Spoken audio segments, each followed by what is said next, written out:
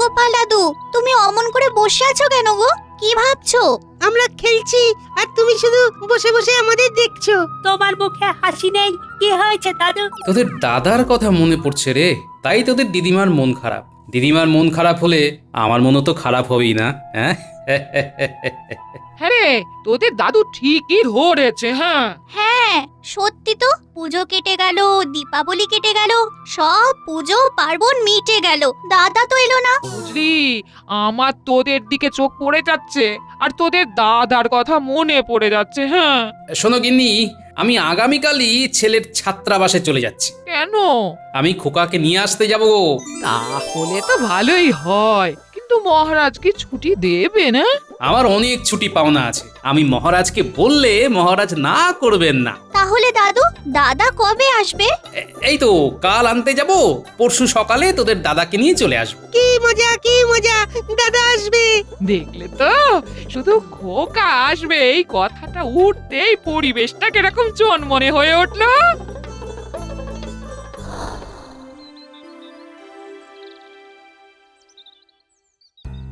হ্যাঁ মন্ত্রী, সভার কাজ শুরু করো, গোপাল এসে গেছে। মহারাজ, আমাকে কাল থেকে 3 দিন ছুটি দিতে হবে। আমার একটা খুব গুরুত্বপূর্ণ কাজ আছে মহারাজ।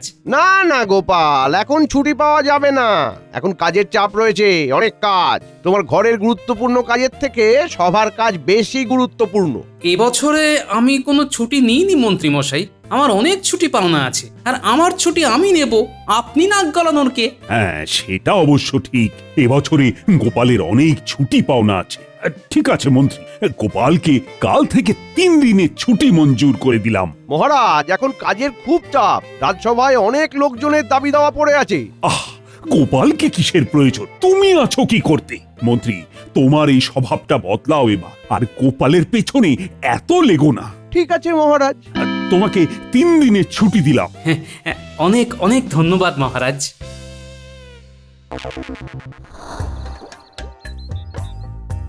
কি গো, পেলে ছুটি? হ্যাঁ পেয়েছি গিন্নি, পেয়েছি। অবশ্য মন্ত্রী মশাই বাধা দিতে চেয়েছিলেন, কিন্তু মহারাজ মন্ত্রী মশাইকে এমন ধমক দিয়েছেন, মন্ত্রী মশাই একেবারে চুপ। ঠিক হয়েছে, ছেলেকে আনতে যাবে তাও বাধা। হ্যাঁ, সন্তানের মায়া কি জিনিস সেটাই ভদ্রলোক জানেন না। গোপাল দাদু, তুমি কখন দাদাকে আনতে যাচ্ছ? কাল খুব ভোরে বেরিয়ে যাব, বুঝলে? এই কদিন তোমাকে যে একা থাকতে হবে গিন্নি। কি বলছো গোপাল দাদু, আমরা আছি না, তুমি চলে যাবে, আমরা সবাই দিদার কাছে থাকবো। দিদা, একদম ভয় পেও না। আমরা থাকতে কেন ভয় পাবে দিদা? না রে না, তোদের মতো নাতি নাতনি থাকতে আমার কিসের ভয়? হ্যাঁ, তবে আমার সাহসী নাতি নাতনিরা থাকতে আমি চিন্তা করছি।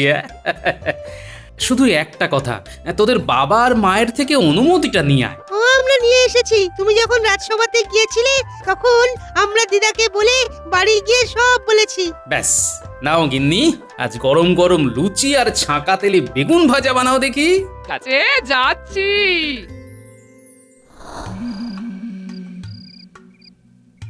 এই বটা ঘটা বাড়ি আছিস নাকি? এই মন্ত্রীমশাইয়ের গলা না ঘটা? হ্যাঁ তাই তো রে। চলে আসুন মন্ত্রীমশাই, ঘরের ভেতরে। এই ঘটা, যা বাইরের দরজাটা খুলে দে। আসুন মন্ত্রী মশাই, আসুন। চল চল চল, তোদের সাথে অনেক কথা আছে, চল। বলুন মন্ত্রীমশাই, কি খবর?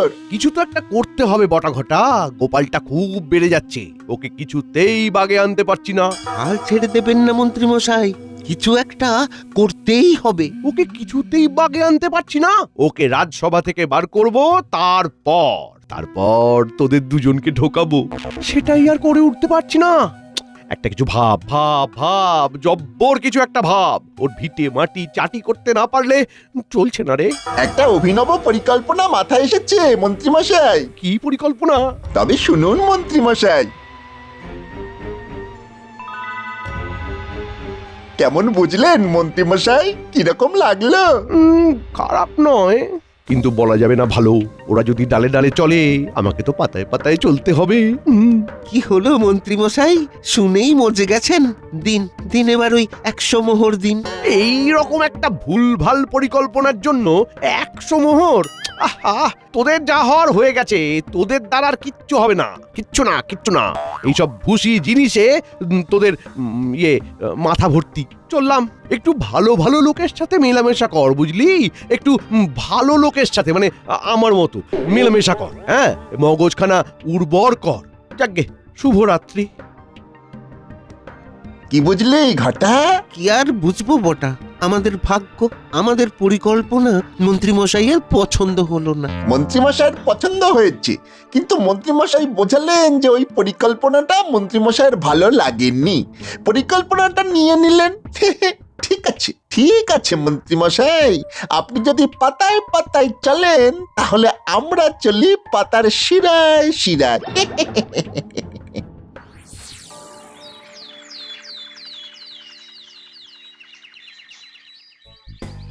উঠে পড়ো গো গোপাল দাদা, উঠে পড়ো, উঠে পড়ো। এখন রওনা দিলে কাল ভোর ভোর পৌঁছে যাব। চলি গো। আরে কি মুশকিল, চলি বলতে নেই, বলতে হয় আসি।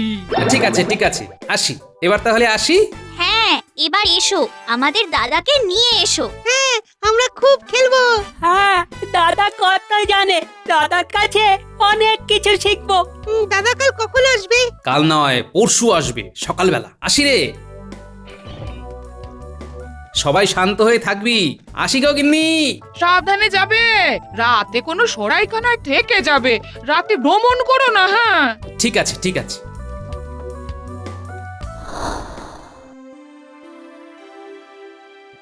আজ দেখছি মন্ত্রী এখনো আসেনি। আহ, মন্ত্রী ছাড়া কাজ কিভাবে চলবে? আমার মন্ত্রীটাও হয়েছে একটা ফাঁকিবাজ। ফাঁকিবাজ মন্ত্রী, একটা ষড়যন্ত্রী। ঠিক বলেছ সভাকবি, কাজের কাজ তো কিছু করে না, শুধু গোপালের কিভাবে ক্ষতি করা যায় সেইটা ভাবে। অপরের ক্ষতির চিন্তা করলে নিজে ক্ষতিতে পড়বে, সেটা উনি জানেন না। কি হলো মন্ত্রী? একটা কাজে গিয়েছিলাম, কিন্তু দেরি হয়ে গেল। কি কাজ? মানে সেটা কি রাজসভা কেন্দ্রিক? একটা নকশা পেয়েছি। নকশাতে একটা ছন্দে ভরা কটা পংক্তি আছে। ছন্দ ভরা পংক্তি? সেটা কি? কাগজে লেখা আছে, 3 মাথার মোড়ে গিয়ে চুপটি করে দাঁড়াও, ডাইনে বামে না তাকিয়ে সোজা এগিয়ে যাও, খানিক দূরে দেখতে পাবে শুকনো একটা গাছ, সেই গাছেতে দোয়েল ফিঙে করছে তাদের নাচ। গাছের থেকে 100 পা সোজা এগিয়ে গিয়ে মাটি খুঁড়ে যা পাবে যাও রাজার বাড়ি নিয়ে। এর মানেটা কি হলো মন্ত্রী?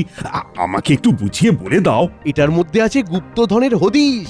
গুপ্তধন মানেই রাজমশাই আপনার রাজকোষ পূর্ণ। বাবা বাবা বাবা, খুব ভালো একটা খবর আনলে তো।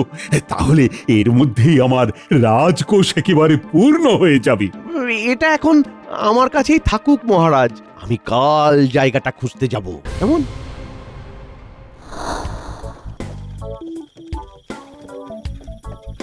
গারোয়ান, বেশ রাত হয়েছে বুঝলে, সামনে কোনো পান্থশালা দেখতে পেলে থামিও, রাত বিরেতে আর বাইরে বেরিয়ে কাজ নেই। আমরা প্রায় এসে গেছি গো গোপাল দাদা, রাতটা একটু টেনে চালালে কাল ভোর ভোর পৌঁছে যাব। আর কতটা রাস্তা বাকি আছে গো গারোয়ান? আর মাত্র 2 মাইল পথ বাকি আছে গো। ভাইপো কি করছে গো গোপাল দাদা?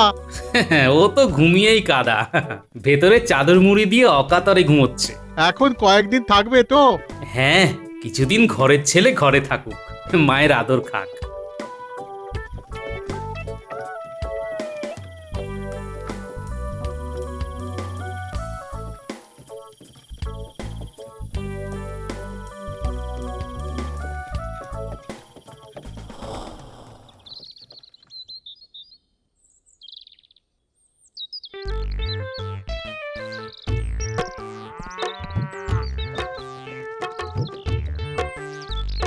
কই গো গিন্নি, আয় রে খোকা আয়।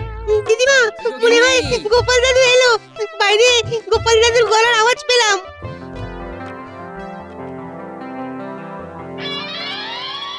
মা, আসছি বাবা, আসছি। কি মজা, দাদা এসে গেছে। চল চল চল চল।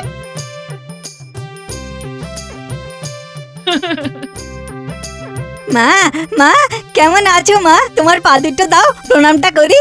থাক থাক, বেঁচে থাক। শোনো গিন্নি, আমি বাজার যাচ্ছি বুঝলে, একটু ভালো বাজার করে নিয়ে আসি। তাড়াতাড়ি যখন ফিরে এসেছি তখন এই দিনটা আর কামাই করব না। এই আমার বানর সেনা, তোরা তোদের দাদাকে একদম কাজ ছাড়া করবি না, কেমন? তুমি কিচ্ছু ভেবো না, আমরা কেউ দাদাকে ছাড়বো না। দাদার কাছে আমাদের অনেক কিছু শিখতে হবে। কি দাদা শেখাবে তো? নিশ্চয়ই শেখাবো। এখন চল ভেতরে। মা, গরম গরম লুচি ভাজো, কতদিন তোমার হাতে রান্না খাইনি। তোরা সবাই দাদাকে নিয়ে আমোদ আহ্লাদ কর, আমি চট করে বাজারটা করে নিয়ে আসি। মা যাই, পুকুর থেকে স্নান করে আসি, শরীর মন একেবারে তাজা হয়ে যাবে। না না, একদম নয়। তুই এখন কদিন তোলা জলে স্নান কর। নতুন জায়গা, নতুন জল, শরীরে একটু সইয়ে নে। এ হাত মুখ ধুয়ে আয়, আমি তোদের খেতে দিই, তারপর তোরা বাইরে থেকে ঘুরে আয়, কেমন? ঠিক আছে, যা তুমি বলবে মা। লক্ষ্মী ছেলে।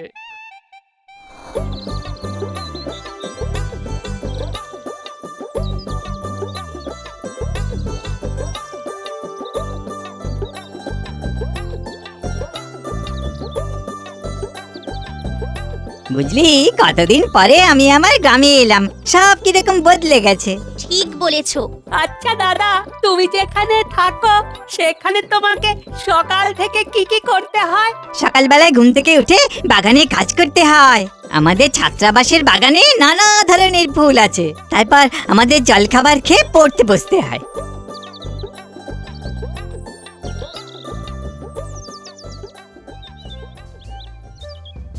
কে রে তুই? তোকে তো এখানে দেখিনি। আমি তো আজই এলাম, আমি তো আপনাকে দেখেই চিনেছি, আপনি তো মন্ত্রী মশাই। হুম। আমি কে বলুন দেখি? কে? সে তুই যেই হ, একটা কথা বলে দিচ্ছি, এই বিচ্ছুগুলোর সাথে একদম মিশবি না। ওই ভাঁড়টা আছে না? মাটির ভাঁড়? না না, ওহো, গোপাল ভাঁড়। গোপাল এদের মাথায় তুলেছে। ভালোই হয়েছে আপনি আমাকে চিনতে পারেননি। চিনতে পারলে আপনার মনের কথাগুলো আমি জানতেই পারতাম না। এই তোরা বলে দে আমি কে। ও আমাদের দাদা, গোপাল দাদুর ছেলে, নাম হলো খোকা। এই রে, একটু কাঁচা খেলা হয়ে গেল। ও তাই? আমার বোঝা উচিত ছিল। যেমন বাপ তার তেমন ছেলেই তো হবে। বাবা, বাবা তুই তো খুব বড় হয়ে গেছিস, চিনতেই পারিনি। ভাগ্যিস চিনতে পারেননি মন্ত্রী জেঠু। আমার বাবাকে ভাঁড় বলা? আপনি তো জানেন না, বাপ কা বেটা আর সিপাহী কা ঘোড়া, কুছ নেই তো থোড়া থোড়া। এবার থেকে ভালোভাবে চিনতে পারবেন। আমরা একটু চারিদিকে দেখতে বেরিয়েছি। আপনি এখনো রাজসভায় যাননি? আমার বাবা তো কখন চলে গেছে। আমার অনেক কাজ, বুঝলি। পুরো রাজ্যটাকে নিজে নিজে না দেখলে কাজ কি করে চলবে? রাজামশাই তো শুধু আদেশ করে, সব কাজ তো আমাকেই করতে হয়। তাই তো রাজামশাই আমাকে খুব ভালোবাসে। আমি তো খেটে রোজগার করি। চললাম।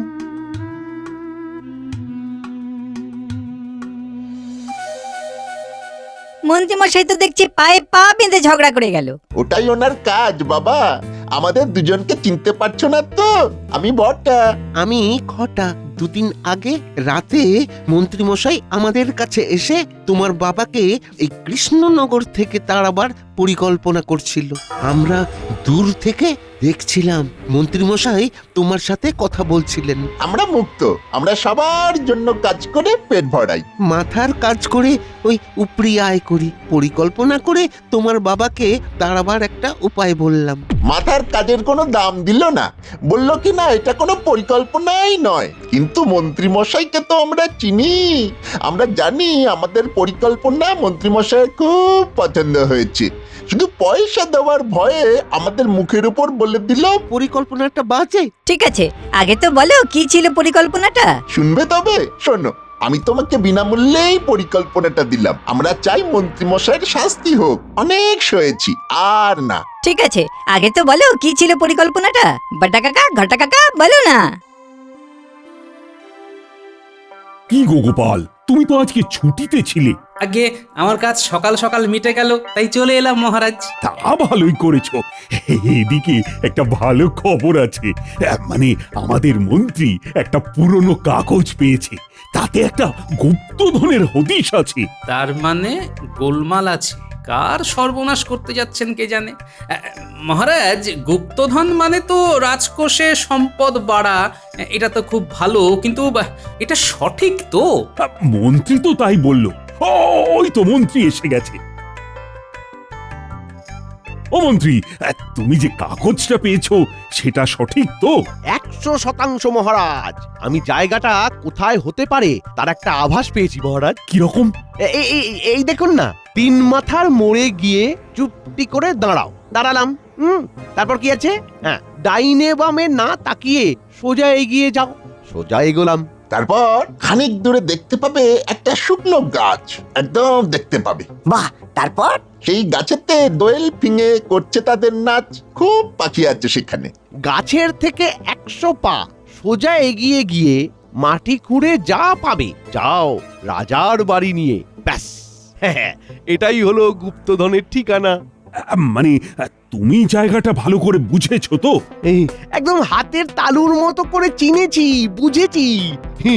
কাল আমরা সবাই হেয়ালি পড়ে পড়ে সেইখানে যাব। কি গোপাল, যাবে তো? হ্যাঁ। ও, আরেকটা কথা, তোমার ছেলের সাথে দেখা হলো। ও মা, তোমার ছেলে এসেছে নাকি? বাবা বাবা বাবা, তাহলে কাল একবার আমার কাছে নিয়ে এসো। তোমার ছেলে মানে সে তো আমারও সন্তান তুল্য। আনবো মহারাজ। গোপাল একটু চিন্তায় আছে, তার মানে হেয়ালিটা ধরতে পেরে গেছে। কাল ওর বাড়ি ভাঙা হচ্ছে। কাল আমরা সবাই রাজসভায় যাব, তোমরা দুজনে অবশ্যই আসবে। মহারাজকে বলে তোমাদের পারিশ্রমিক ঠিক বার করে দেব, কোনো চিন্তা করো না। আমরা পারিশ্রমিক চাই না, ঠিকভাবে কাজ করে সৎ পথে বাঁচতে চাই। ঠিক আছে, আমি আমার বাবাকে দিয়ে বলাবো, দেখি কি করা যায়। চলো এবারে, মা কিন্তু চিন্তা করবে। কি ব্যাপার বাবা, তুমি কি এত চিন্তা করছো? মন্ত্রী মশাই একটা দারুণ সংকটে ফেলে দিয়েছে বুঝলি। এমন একটা হেয়ালি, 3 মাথার মোড়ে এলাম, দাঁড়ালাম, সোজা এগিয়ে গেলাম, একটা শুকনো গাছ, তার থেকে এগিয়ে আসছি। কি না, আমাকে এক্ষুনি বাড়ি থেকে সোজা 100 পা হেঁটে যেতে হবে। খোকা, তুই আমার পিছু পিছু আয়। গিন্নি, তুমি এসো।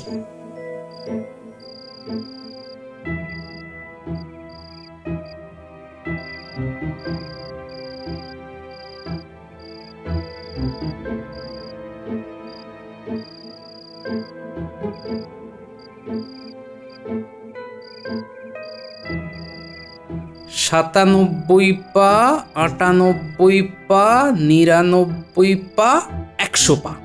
কি যা সন্দেহ করেছিলাম তাই। আমার বাড়ি থেকে এই শুকনো গাছের দূরত্ব 100 পা।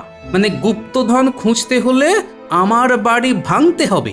আমার মনে হয় সব কিছু মন্ত্রী মশাইয়ের চক্রান্ত। হ্যাঁ, তুমি নিশ্চিন্তে বাড়ি চলো বাবা, তারপর আরাম করে ঘুমাও। কাল মহারাজের সঙ্গে দেখা করে হেয়ালির আসল অর্থ বুঝিয়ে দেব। কি করে?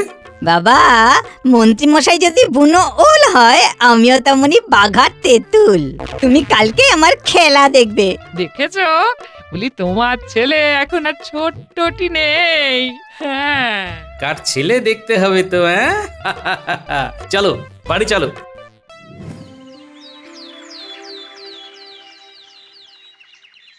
কি গো গোপাল, তোমার ছেলে কই? আসছে মহারাজ। ওই বুনোলদের সাথে লড়তে গেলে তো বাঘা তেঁতুল হতে হবে, তাইও বাঘা তেঁতুল নিয়ে আসছে মহারাজ। আবার হেয়ালি? এই এখানে বুনোলটা আবার কে? সেটাও জানতে পারবেন, একটু ধৈর্য ধরুন না। আরে ওই তো এসে গেছে। আরে খোকা, এসো এসো এসো, তারপর বলো কিরকম লাগছে? আপনার শাসনে কেউ কি খারাপ থাকতে পারে? বাহ বাহ বাহ বাহ, এই নাও খোকা, আমার মুক্তোর মালা। তোমাকে উপহার দিলাম। কি সুন্দর কথা বললে।